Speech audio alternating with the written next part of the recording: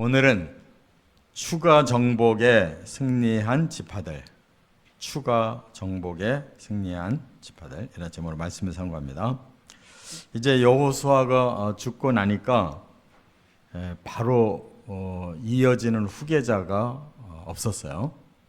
그래서 이제는 하나님의 통치 방법은 지파별로 하나님이 말씀을 주심으로 이제 하나님이 직접 통치하시는 그러한 상황이 이제 지속됩니다. 그것을 우리가 사사 시대라고 그러는데, 이 사사는 우리가 한자로는 선비사자에 스승사자를 써요. 선비사자에 스승사자. 그러니까 지도자라는 얘기죠. 이 히브리의 본래 이름도 쇼펫이라고 그러는데 이게 지도자라는 뜻이에요. 지도자. 그래서 하나님이 이제 지파별로 이렇게 둘러보시다가 어려움을 당하면 그 지파에서 탁월한 한 사람을 내세워 주셔요. 그래서 일대 사사도 이 유다 출신의 엘리웃이라는 사람인데 유다 지파를 위해서 이제 그가 쓰임을 받습니다. 여러분들에게 좀 잘 이해를 하라고 이렇게 프린트를 드렸는데 여기에 나오는 것이 이제 대략 13사람 정도의 이 사사가 여기 소개되고 있어요.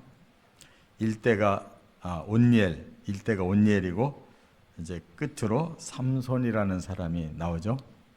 그 후에도 사무엘이 아들들을 사사로 삼았다라는 말씀도 나오는데 아무 행한 흔적이 없어요. 그러니까 아버지가 아들을 사사로 세우는 건 엉터리죠. 하나님이 직접 세우는 겁니다. 그래서 여기도 보면 1대 온니엘이 유다 집하고 2대 에훗이 베냐민 집하고 4대 드보라가 에브라임 집하고 이런 식으로 각 지파에서 시대를 따라서 어려움이 생기면 하나님이 사사를 세운 거예요. 그렇기 때문에 그 왕조 시대처럼 한 사람이 왕이 되면 그 자손이 좀 그대로 2대, 3대, 4대 왕 되는 이런 시대와는 달라요. 그래서 하나님이 이제 초대 지도자들은 바로 모세나 여호수아처럼 하나님이 지명해서 이렇게 이스라엘 전체를 이끌다가 이제 여호수아가 죽고 난 후부터는 그냥 자치 시대 지파별로 거기서 어려울 때만 하나님이 사사를 내셔서 위기를 건져내셨다. 이제 이것이 사사 시대의 특징입니다. 그런데 바로 여기 이제 1장에서 말씀하고 있는 내용은 뭐냐?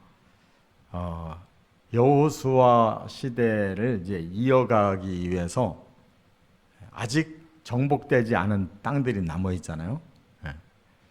그래서 이스라엘 백성들이 지파별로 이제 그 자기들이 받은 땅 안에 아직 정복되지 않은 땅들이 있을 거 아니에요. 이제 거기를 하나씩 정복해내는 이야기를 하고 있어요. 그리고 이제 하반절에 보면 27절 이하에 보면 끝내 정복하지 못한 지파들이 또 이렇게 쭉 명단에 나와요. 그러니까 하나님은 지파별로 땅을 주실 때 정복한 땅만이 아니라 정복하지 못해서도 그 땅을 이미 주셨다는 거예요. 그러니까 차츰차츰 나머지 땅을 그 지파들이 정복해라. 이게 하나님 뜻입니다. 그래서 오늘은 26절까지 내용이 바로 정복했다는 거예요. 승리했다는 겁니다. 그러한 지파가 누구며 다음 27절 이하에 정복하지 못한 지파가 누구냐, 이것을 분리해서 말씀하고 그 이유를 밝히고, 그러므로 우리는 어떻게 하나님 안에서 사명을 감당하며 살아야 되느냐, 이걸 가르쳐 주려고 하시는 거예요. 그래서 오늘 이제 이 본문 26절까지도 보면 드러나는 지파가 있어요. 유다 지파와 또 요셉 자손. 이 요셉 자손이 이제 에브라임과 므낫세잖아요. 그 중에 에브라임이 더 탁월한데, 이렇게 창세기에도 예언한 대로 또 모세도 예언 기도한 대로 지금 그 후대의 역사가 서서히 그렇게 드러난다 그 말이에요. 유다 지파가 이제 지도력을 드러내고 또 에브라임 지파가 지도력을 드러내요. 서서히. 하나님이 뭐 일방적으로 정해놓고 만들어가는 게 아니에요. 그것은 하나님이 예견을 하시고 미리 보시고 그들의 그 역사를 아시기 때문에 미리 예언을 하신 거고 그대로 이루어져 가는 것입니다. 그렇기 때문에 그냥 무조건 하나님이 뭐 유다 지파 그러면 무조건 유다 지파가 되는 그런 로봇 같은 그런 것이 아니에요. 하나님은 우리에게 지정의를 주셨기 때문에 얼마든지 우리가 하나님의 말씀의 뜻을 깨닫고 우리가 순종하고 노력하면 얼마든지 그 일을 이루시는 거예요. 그렇기 때문에 그렇게 되어진 지파를 아시고 미리 예언에 그걸 밝히고 있다 그 말이에요. 자, 그래서 오늘 이제 5가지로 이 그 추가 정복에 승리한 지파들을 소개하고 있어요. 첫째, 1절부터 10절 그리고 17절까지 보면 유다 지파가 시므온 지파와 함께 출전했다는 거예요. 여기 이스라엘 자손들이 하나님 앞에 여쭤봤다고 그랬어요. 하나님, 우리가 이제 추가로 정복을 해 나가야 되는데 좀 어느 지파부터 출발하면 좋겠습니까? 그러니까 하나님이 유다 지파가 먼저 나가라. 이제 지도력을 가진 지파니까. 그랬더니 이제 유다 지파가 시므온 지파에게 요청해요. 왜냐하면 유다 지파 안에 시므온 지파가 있어요. 이 시므온 지파가 약해서 제대로 분배를 못 받았고 유다 지파의 밑에 부분을 이제 띄워줘서 분배를 받았는데 함께 싸우자라고 유다 지파가 제안하니까 시므온 지파가 거기에 응했어요. 그래서 첫 번째 이제 사사시대 전쟁이 일어났는데 이게 베색이라는 곳에 전쟁이 일어났어요. 지금 유다 지파 안에 있는 겁니다. 그들이 강한 자들이에요. 그래서 아직 정복이 안 됐어요. 그런데 하나님이 명령하니까 유다 지파가 믿음과 용기를 가지고 시므온 지파에게 함께 하자 해서 공격을 했는데 1만 명을 죽였다는 거예요. 첫 번째 전쟁에서 대승리를 거둔 거죠.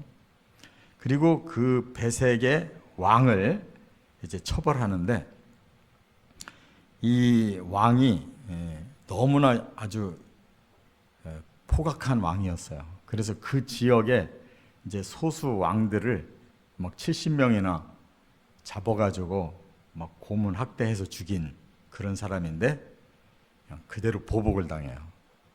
그러니까 하나님은 지금 이 가나안 땅의 이 전쟁을 심판으로 보고 계시는 거예요. 심판 전쟁으로.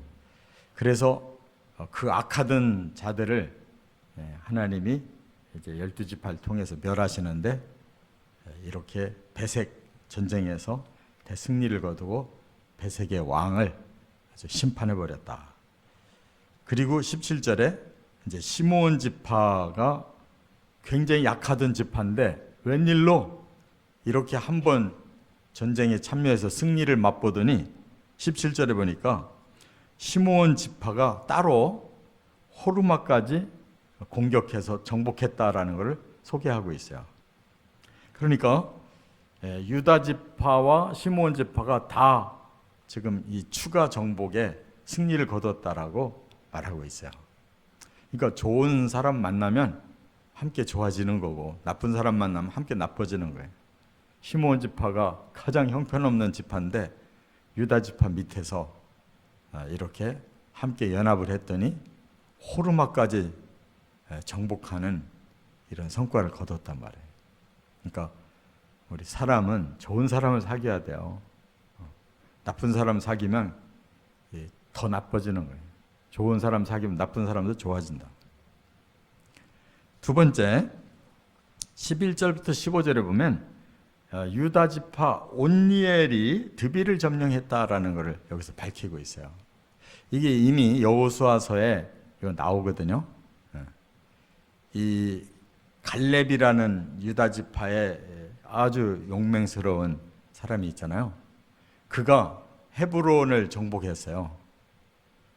그런데 그 헤브론을 정복하는 그 상황에서 이제 또 다른 드빌이라는 곳을 정복하게 됐는데 그 딸을 주겠다. 이게 내걸고 함께 출전할 자 있으면 나와라 그랬더니 바로 온니엘이 나온 거예요. 온니엘이 바로 그 조카인데, 갈렙의 조카인데, 그래서 드빌을 공격해서 승리를 거두고 딸을 그 아내로 맞이하게 되는 내용이 여호수아에서도 있었어요. 그는 헤브론 전쟁을 말하다가 그것까지 얘기했는데, 여기서는 바로 그 드빌 공격을 이 온니엘이 단독으로 이렇게 승리를 거둬서 그가 유다 지파에서 최초로 일대 그 사사가 나왔다 그 말이에요. 그러니까 유다 지파의 그 지도력이 갈렙에서 온니엘로 이어지고, 온니엘은 그 시대의 일대 사사로서 하나님께 크게 쓰임 받았다는 거예요. 그러니까 훌륭한 지파에서 인물이 지금 두 사람은 연거푸 나온 거죠. 이와 같이 그 온니엘의 그 탁월한 능력이 이제 네겝 지방, 네겝이라고 하는 건 지금도 여기 이스라엘 땅과 이집트 땅 그 중간에 시내산이 있는 그 가까운 지역에 네겝이라고 하는 사막 지역이 있어요. 그 사막을 지나가야 이집트 시내산 쪽이 나오는데, 그 지역까지 내려가서 완전히 유다 지파로서 장악을 했다는 것을 말씀하고 있어요. 그러니까 뭐 지파가 그냥 복 받는 거 아닙니다. 그 속에 그만한 인물들이 있어서 하나님 뜻을 제일 먼저 순종하고 그렇게 추가로 정복을 하는 그런 용맹스러운 헌신이 있었기 때문에 이렇게 유다 지파가 그 인물들로 인해서 커졌다는 겁니다. 세 번째도 마찬가지로 16절에 유다 지파가 겐 사람과 함께 출전했다라는 걸 또 소개하고 있는데, 이 겐 사람은 누구냐면 모세의 장인 이드로가 있어요. 그 사람이 미디안 사람인데, 미디안은 누구의 후손이냐? 아브라함과 후처 그두라를 통한 후손이니까 내내 아브라함의 자손이잖아요. 사촌간과 같은 거예요. 그런데 이 이드로의 자손들이, 겐 사람들이 나중에 이스라엘과 그냥 합해버려요. 이스라엘 사람으로 그냥 들어와서 살게 됐어요. 그런데 지금 그들이 유다 지파에 머물러 살았다는 거예요. 유다 지파에 머물러 살았어요.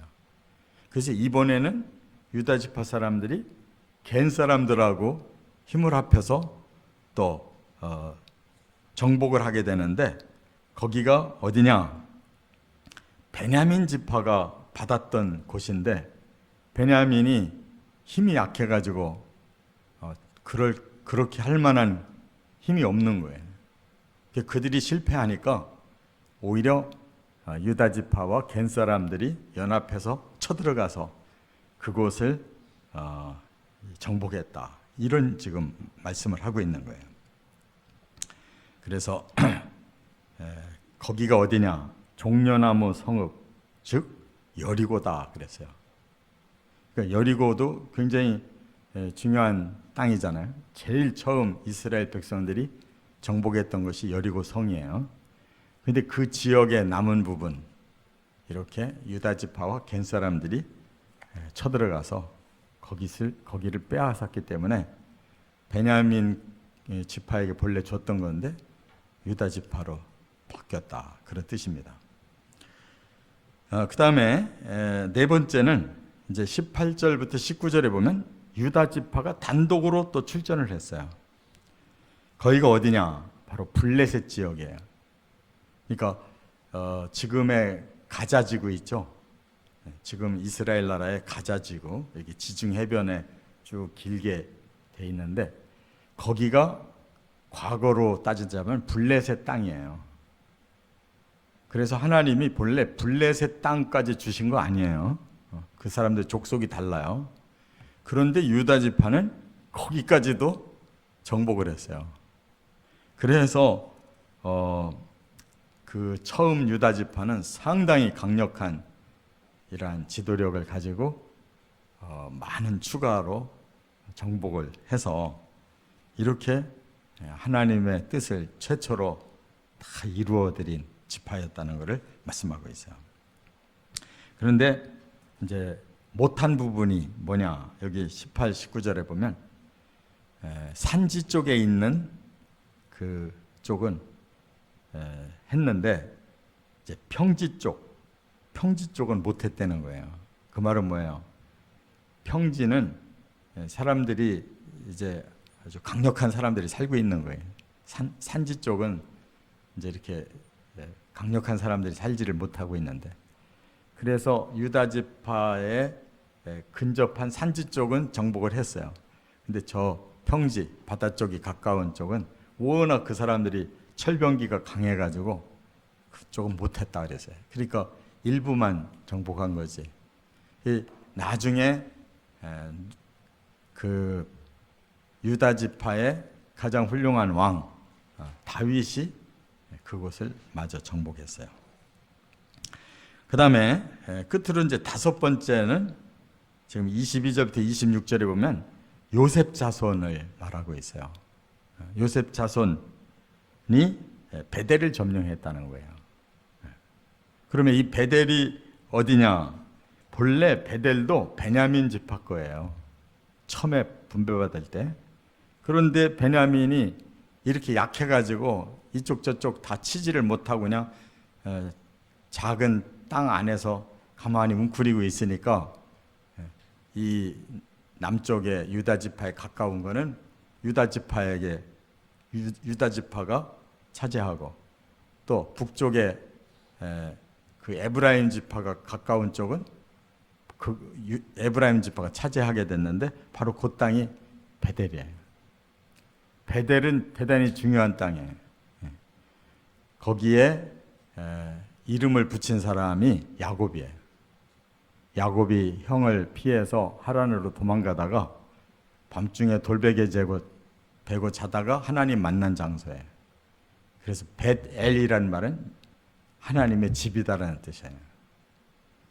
그가 나중에 돌아와서 베델로 먼저 와서 자기가 약속한 대로 11조를 드리고 하나님 앞에 제단을 쌓더라면 시련이 없었을 건데 세겜에서 사는 바람에 큰 시련을 겪은 것이 바로 베델을 잊어버렸기 때문에 그런.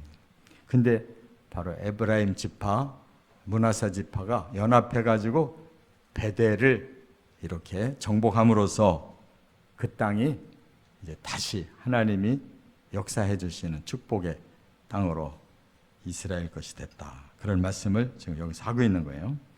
그러니까 지금 1절부터 26절까지 돋보이는 두 지파가 있잖아요. 바로 유다 지파 그리고 에브라임 지파가 이처럼 다른 사람에게 준 땅까지도 용기를 내고 믿음으로 정복을 했다는 거예요. 그래서 후대에도 이 두 지파가 점점 강하게 쓰임받았다는 걸 알 수가 있습니다. 저는 여러분이나 그냥 우리가 공상으로 복받고 공상으로 뭐 일이 이루어지는 게 아니에요.